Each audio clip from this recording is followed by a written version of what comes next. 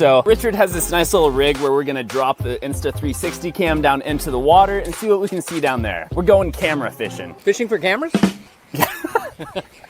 I'm the one who's supposed to make the dad jokes around here. Gosh. I got the gray hair. Down she goes. So what kind of fish are you used to seeing down there? Wet ones. As I sank my camera into the water, it saw all kinds of beautiful fish. Little did I know, it was about to encounter something that makes this barracuda look like a Slim Jim. That's right, the seafloor was absolutely swarming with these massive sand tiger sharks. Meanwhile, up top, we didn't have the slightest clue what was going on below. They're seagulls when they fly over the sea, but if they fly over the bay, they turn into bagels. They got curious about the camera and started giving it some playful boops, but at some point, they must have decided the camera looked like a tasty little treat, because this is what happened next.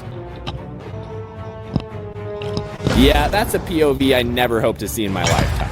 That's horrifying. But our sweet boy must have realized it's not food and spat it out. How nice of him. And that's how I captured the coolest 360 cam footage I'll probably ever get in my lifetime.